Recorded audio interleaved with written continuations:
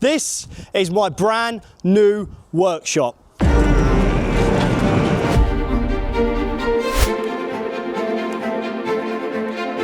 And this is the Spitfire, one of my favourite cars that I own. 2 years ago, this car was one of the quickest cars out there, and I was even a hot favourite to win the World Championship that year at Kings Lynn, until the engine went sick on me and we had to retire.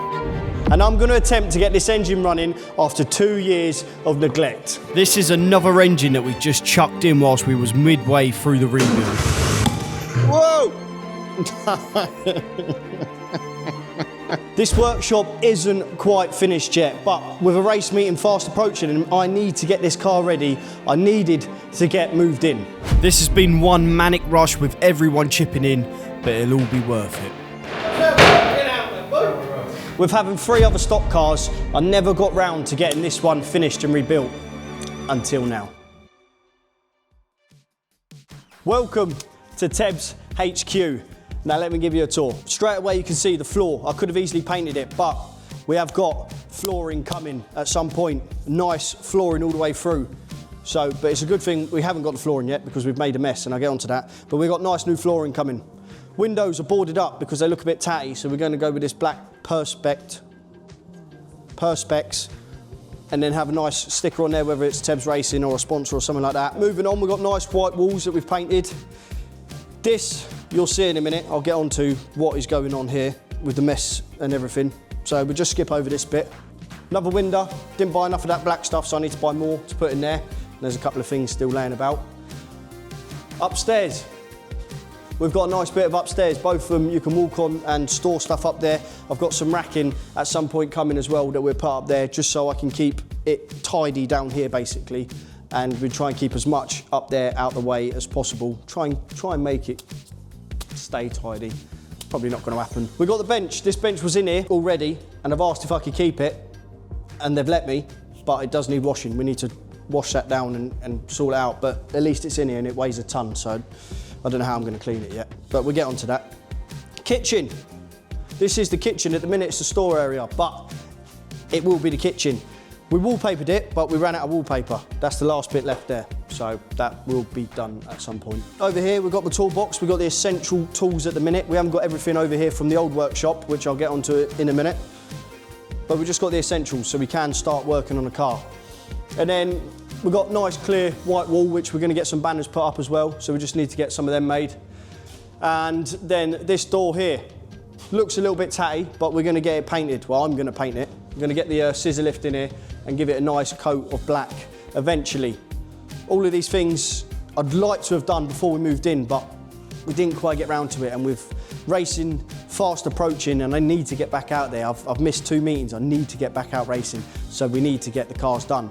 And obviously, what a better car to start on in this new workshop than the Spitfire.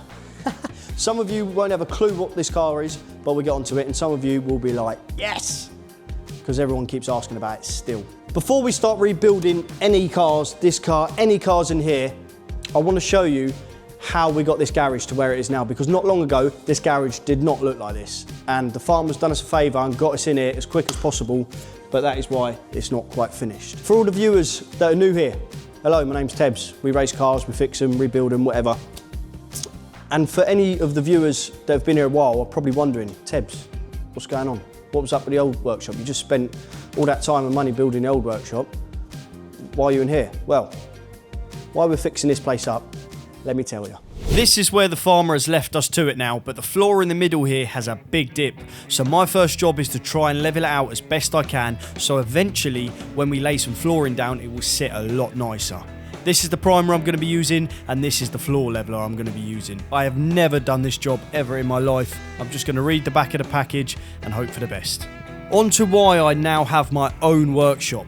Some of you may know and some of you may not know that these videos take 15 to 20 hours to edit sometimes. Now, to keep up with the weekly uploads, this would often send me way into the night and early morning on multiple days in the week just to keep up and get the videos edited.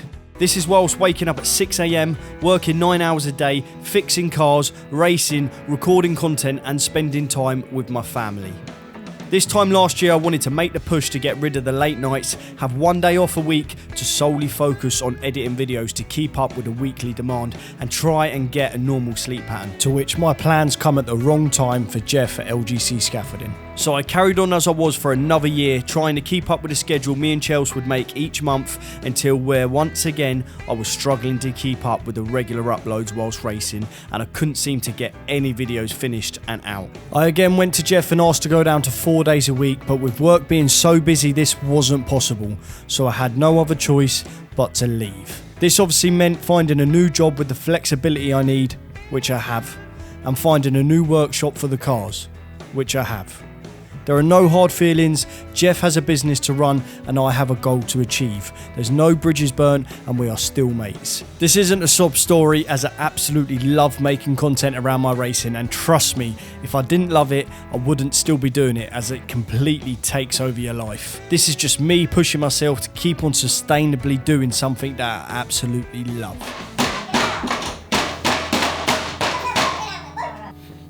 That was emotional.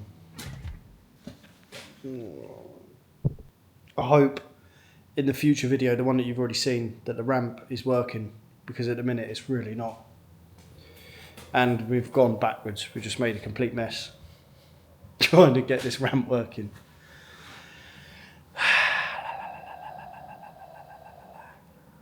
We spent about 3 hours there. But anyway, we'll live to fight another day. I haven't even had a chance to look at the car yet.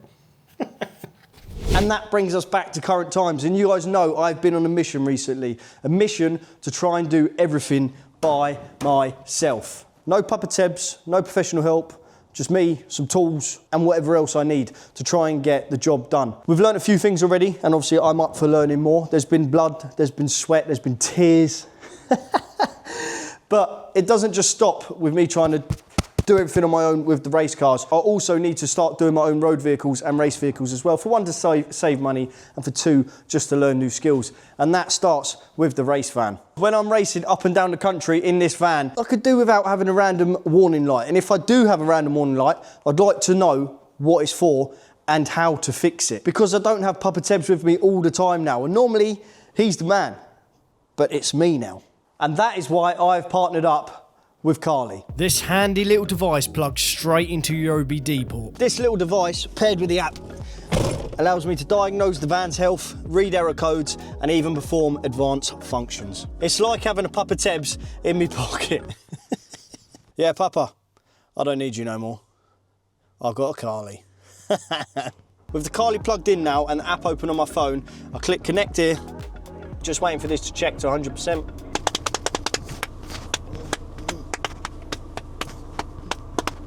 Diagnostics completed. Found issues 12. Smart Mechanic Guide 6. Right, that's good. Show results.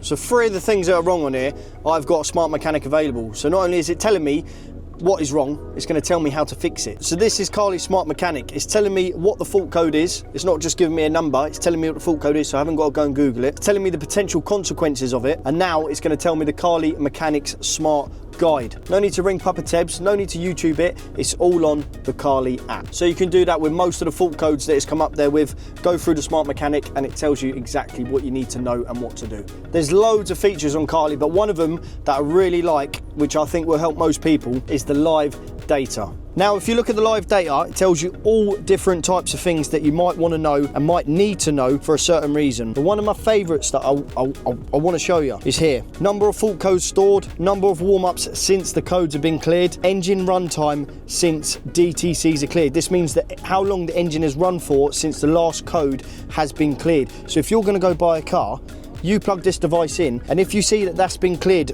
just now, you know there could be a potential fault when you're going to go buy one. I will definitely be keeping this on me whenever I go purchase another car, and it'll look after me and Chelsea. And that is why you've got to keep a Carly in your pocket when you're going to go buy a car, or like me, whenever we go on racing trips, I will be taking one with me. If you want to get your own device, click on the first link in the description and use the code TEBS to get 15% off your purchase. Thank you very much to Carly for partnering with me and sponsoring this video. Back to the Del Sol. There is just so much to do to this car. It's actually crazy. We've got the front end to put on. We've got the engine mounts to finish. We've got the front bumper to put back on. We've got the back end that needs rebuilding. And depending on how far we go, we've got a side that needs rebuilding. We've got no battery. We're missing a start motor. We're missing a distributor. The gearbox holes that mounts the gearbox to the car snapped off. We've got a brake caliper missing. I don't know why. And somebody has squashed my air filter. And there's probably so much more. But before we get on to any of them, absolutely any of them, this engine that is in this car now, when we was rebuilding this car 2 years ago, this was straight out of a road car and this was ready to bolt in and race. But it's been 2 years now and I don't know if it's even going to run. So before I do anything else, before I finish engine mounts, before I do any metal work, I want to make sure that this engine runs because I don't want to get everything in and done and then have to then take the engine out and put another engine in. So I need to see what I can find to bolt back on this engine to see if we can get it running. For one, I need a start motor. There's no start motor on there. And for two, we need spark. On the Vauxhalls, you'd have a coil pack. On here, you have a distributor. We don't have one. Harriet HMC has found a Honda Civic engine and gearbox that he took out of his stock car many moons ago and it's been sat in a van ever since, and he found it and he's brought it down to me. And I thought, sweet, I can nick a few bits off of that and put it on my engine. Hasn't got a distributor either. So, we've got no spark. But it has got a start motor on it, so we can take the start motor off this one, put it on there, and that's that sorted. And just to let you know, before I start working on these cars and these engines, I am not a Civic man. I'm a Vauxhall man. So I am going to be learning a lot of these things as I go. Yes, I do own the Spitfire. Well, I don't own it. Papa Tebs actually owns it. He owns the Spitfire. I am working on it. I don't know much about them, but we're going to learn. I'm going to learn, and hopefully you guys are going to help me learn about these Civics, and we're going to get this up and running and we're going to get it to win a race. Finally, after so long off from working on cars, I can get cracking. First job is to take the start motor off of this engine, which is two 12mm bolts, and then fit it straight to my engine in the car. That is the start motor change. To be fair, I should probably just see if this engine turns over before we go any further. Oh, she turns. That is a good start. Engine's not seized.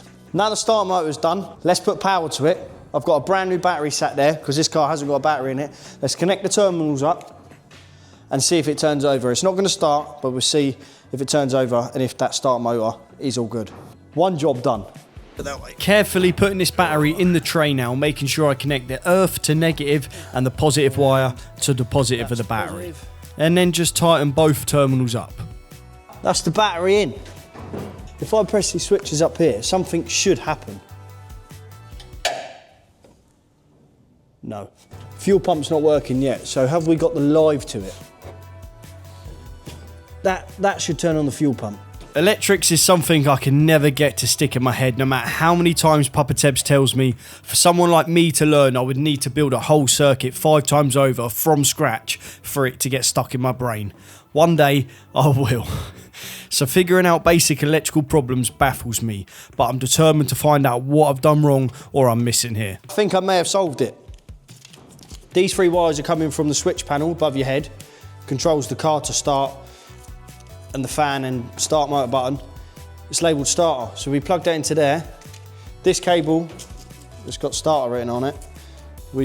That is going from the battery all the way through the car, plug that onto there, and then that makes a complete circuit, which will then power up the fuel pump. I bet that's wrong. I bet it's wrong, but there's nothing going from the battery up to the push button, up to the isolator switch. So that must make the circuit. You know what I mean? Plug that straight in there. Nice and easy. Oh God. Right. So now, even if the fuel pump don't start, if the fuel pump don't come on, at least the start motor should crank now. Right, isolator on. Right, no fuel pump. That fuel pump could be dead. No. What am I missing? The other cars of mine are wired up to a fuse block on the bulkhead, which is what I'm used to checking when something's not right. And they are all Vauxhalls, if that even makes a difference. I'm missing something. What's that for? Dizzy Live. And then this one is going from up there as well. What does that go to? Oh, I hate electrics, man. Right, I'm baffled. Let me check that this battery's all right. I'll get the tester on it and make sure the battery's fine. Just a quick food break. Big shout out to Chels. Smashing the lunches as always, but lunches is dinner. Just want to say a massive, massive well done to Chels. Her banger video has come out and the views are unreal. The comments are unreal. Thank you everyone who's commented and said so many nice things to her. I knew she had done well. I was super proud of her. We all was all so proud of her. And she was proud of herself by the end of the day, I think. She just wanted to be able to compete and not be the slowest, and she done that, she achieved that. And she done so well. And that, everyone kept asking me, why are you not racing the banger? Race the banger, race the banger. But because obviously that video was a while ago, I left the banger because after that meeting, I said, have another go. I said, I don't want to smash it up until you've had another go at least. Because she done really well, she enjoyed it and she wanted to have another go. The banger's there, it's still fine. So I haven't raced it since and it's parked up at the minute, but she will be out in it next. Everyone said, oh, she's got to have another go, she is. So yeah, thank you everyone, I appreciate it.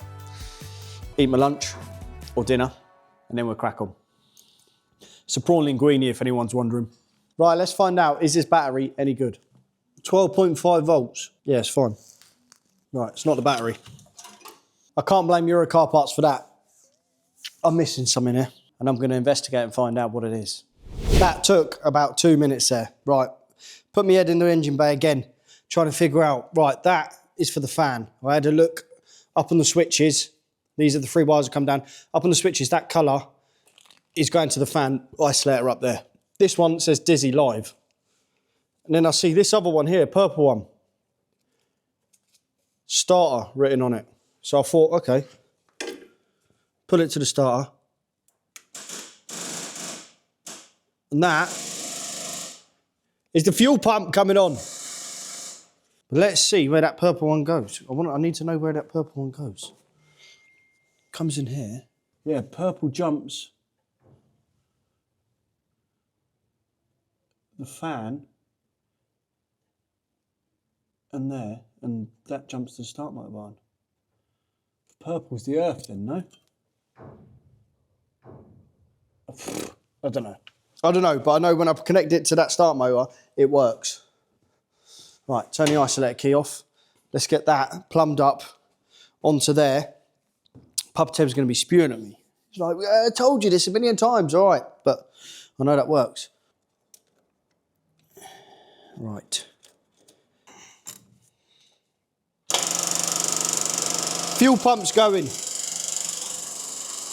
There's probably no fuel left in there.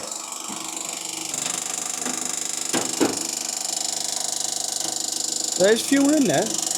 That pump sounds dry though, doesn't it? So the start motor should work now.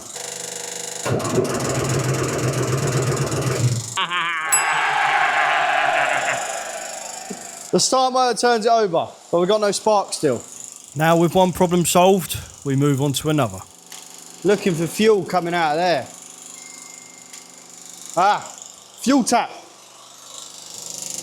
This fuel tap allows you to stop any fuel being pushed up towards the carb. This is an extra safety measure, so let's make sure that's on. Right, no fuel. Sometimes when this happens, you undo the fuel pipe. When you get no fuel coming through, it's like blocked almost. Undo the fuel pipe, and then it normally pushes in, and it sort of like bleeds it almost. Now, this is going to give me a bit of chance. When I turn that on, hopefully it should pump it through. But still, nothing. That didn't work, but if I undo the fuel tank cover, It's disgusting, but we've done it before a few times where I blow on the fuel tank and it sort of like pressurizes it and pushes it through, because obviously this has been sat there for God knows how long. There's definitely fuel in the bottom of it. There's 2 10mm to get the cover off, and then we'll have a look.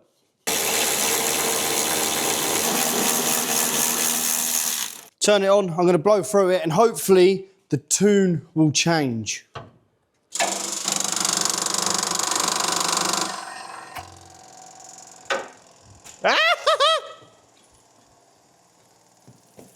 It worked! Oh my God.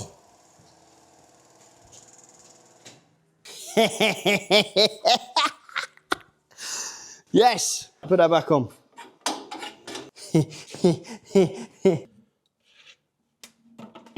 That's definitely going to fall over. All on the floor.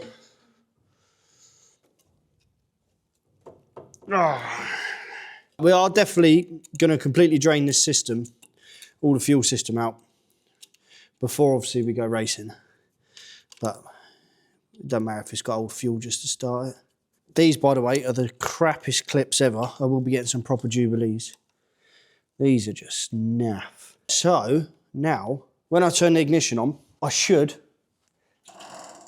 That sound, listen to that. Right, now that little jet there should be spurting out of there when I do the throttle. Oh my God. Look at that. That's how you know you've got nice carb. Bosh. We've got fuel. We've got start motor. We just haven't got the spark. We haven't got the distributor. And that is so annoying because I could have got it started tonight.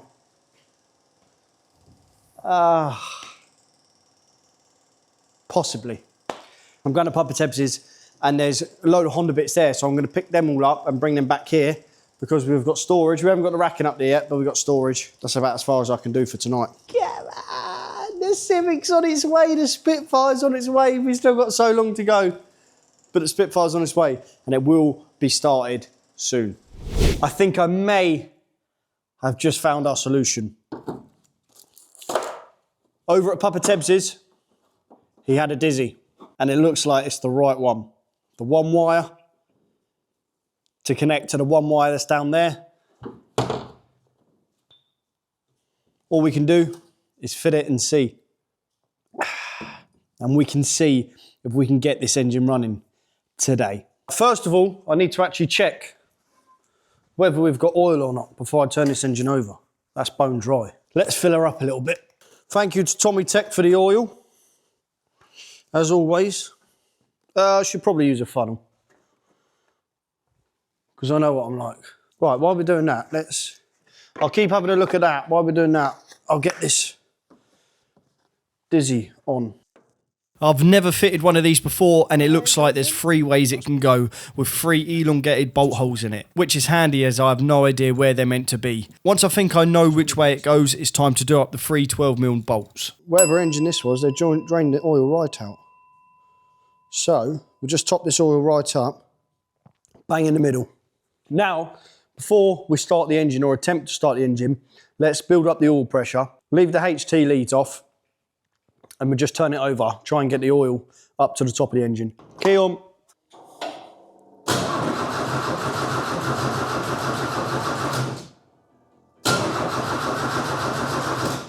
Let's do it. We are that bit closer to getting this engine started. I'm now plugging in the HT leads from the Dizzy into each spark plug hole. The distributor spins round and sends a spark to each HT lead. The cap on the Dizzy is already labelled with the 4 cylinder numbers on, so whatever the number is, I will connect that HT lead to that cylinder so the spark plug makes a spark whilst that piston is at top dead centre, the highest point the piston can go. This distributor is an older fashioned way of doing it. Nowadays this is all done with a coil pack and ECU. Now is the moment of truth. Come on baby. Well, there's definitely oil in it. Right, loads of fuel in that. Come on.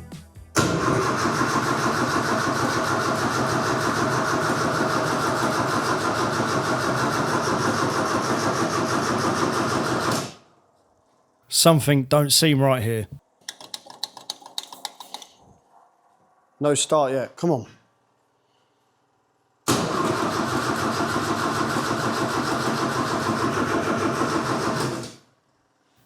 Nothing. I've got no throttle cable connected. So I need to be able to do the button and add some throttle.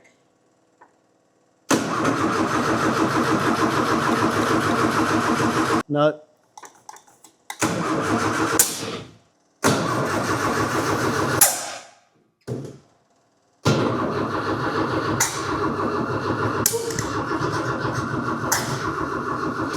Oh no. Why don't I loosen these and do the timing? As if it's not sparking at the right time. That's supposedly fully advanced. It doesn't sound like it's sparking at the right time. There's adjustment on the Dizzy which tells the spark plug how early or late to ignite, so I've gone fully the other way. Nothing. I am now on a witch hunt to find this problem and try and get this engine started. And you can see there that is broken. I don't know if that's going to affect it in any way, I don't know. I'm going to take all the spark plugs out and make sure they look okay, and then I'm going to check if the Dizzy is actually producing a spark by inserting it into a HT lead and earthing it on the rocker cover. If it sparks up, then that's working.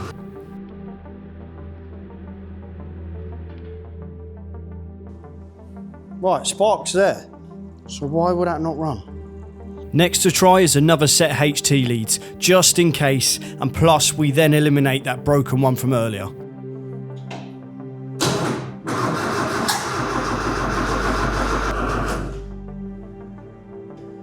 Has it got no compression then? Still nothing. I then got on the phone to Harry at HMC, which he went through the usual stuff for me and then mentioned to clean the spark plugs and get rid of the old fuel that's been sat there for 2 years and get some fresh fuel in it. He did just mention about the spark plugs though, and we could have dodgy fuel. The fuel's been sat there for a long time, long time. Running out of battery and I'm running out of things to try. Other than the fact that it's really yellow. Can't see no water in there. I am now back with some fresh fuel. Remember how yellow that fuel was? Look at that. Right, what I'm gonna do, just to be double sure, I'm gonna fill it up and just empty it a little bit more over there just to make sure everything in that line is gone. No cross-contamination in the nation. Right, that is a little bit yellow in there. Next thing is to clean these spark plugs. Some people say wire brush, some people say burn them. We're gonna burn them. Write down in the comments what you think is the best way to clean spark plug, because I know there's going to be a million different answers to it. Yeah, getting spark, 100%. Right, just one squirt, that's all we're doing. Could this have been our problem? Come on.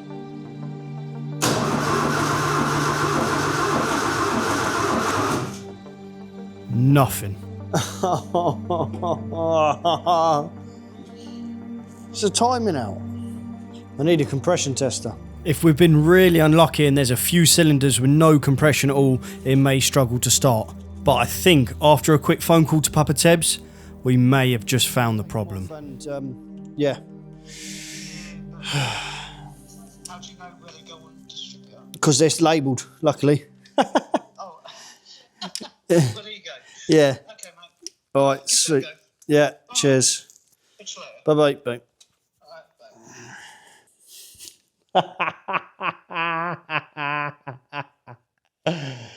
Oh.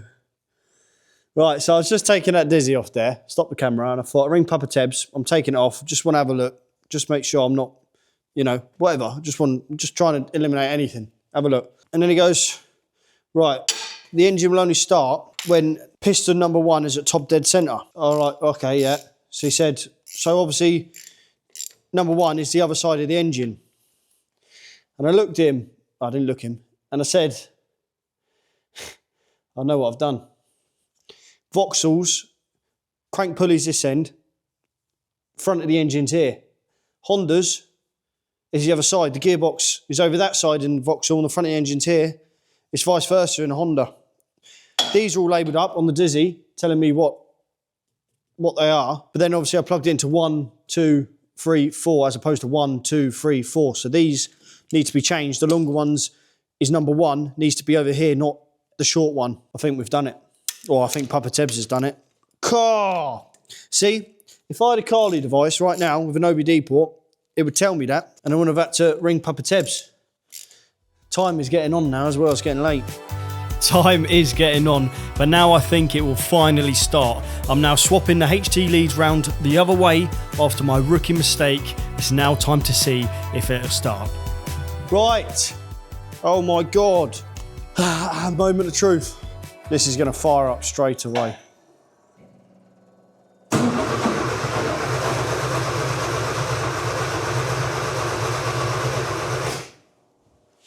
Come on. Bit of fuel. Oh, the Dizzy's not plugged in. No. I unplugged it because I was going to take it off. Right, that's plugged in.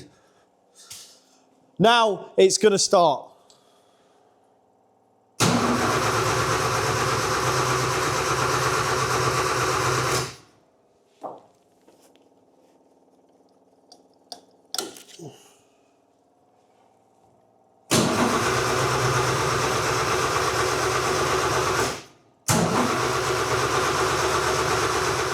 Nothing. No. 4, 3, 2, 1.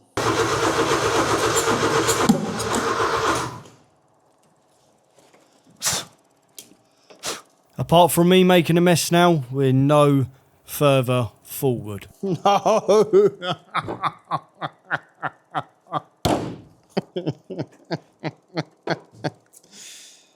No, but it's sparking. Can't be any compression in it. Can't be. Advance the timing back the other way now. Now we've got these all the right way.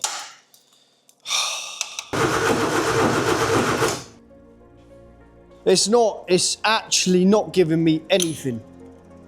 There's not even a nothing. This to me has got to be the only explanation as to why this engine will not start. It won't even give me a little puff. We'll start with number one. This tool tests what compression you have in each cylinder. If you have a bad one, this is the tool that will find it. And hopefully this tells us the story. If not, I don't know what else to do. That's not bad. That's definitely good enough to start the engine.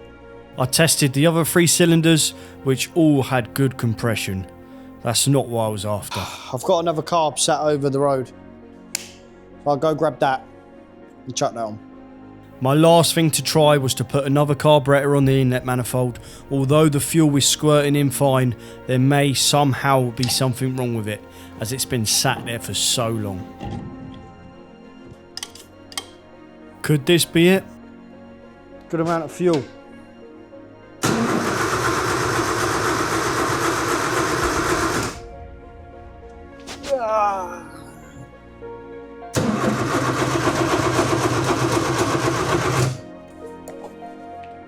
No, change spark plugs.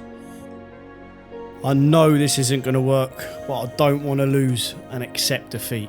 That, of course, still had no luck, and it was finally time to call it a night.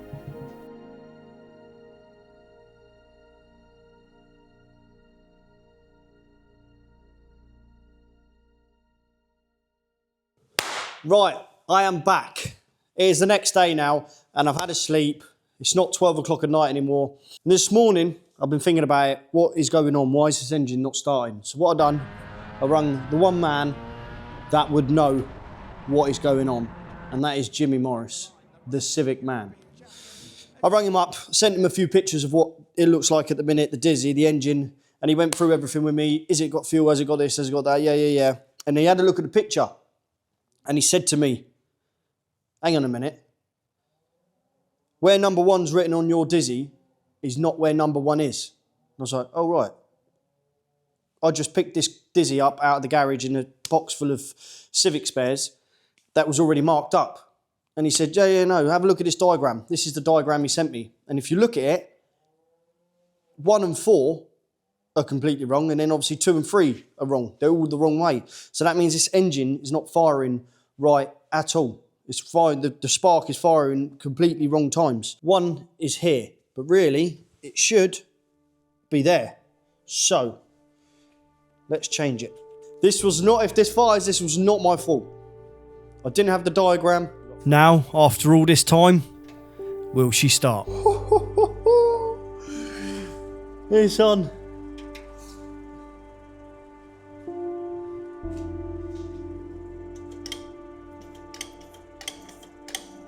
Fuel's in there.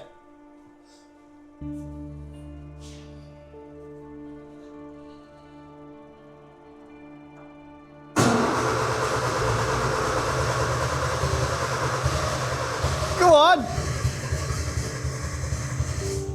It's gonna go, boy. It's gonna go, a bit more fuel. I can hear it. This is what I needed.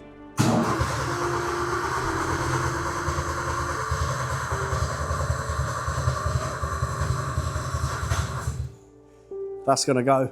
I need to work some magic. This engine has not been started in 2 years. Well, no, longer than that, because it depends how long it's been sat there before we even put it in. Come on. Whoa!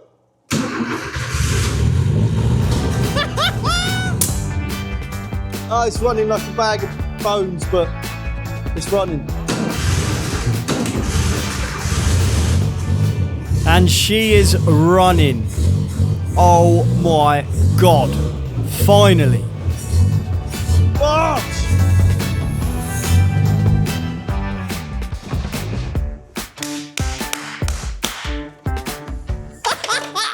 Something so simple like that. Oh. It took a phone call with a Civic expert to figure out, but it was just that one phone call and something so simple. And now the engine is up and running. Thank you to Ben at CEF for the lights in this amazing workshop. Thank you to everyone who's helped get this amazing workshop where it is now. Thank you to Carly for making my dream here a reality. Thank you everyone for watching, and we'll see you in the next one. Bash, bash, bash, bash, ba, ba, ba, ba, ba, ba, ba, ba, ba.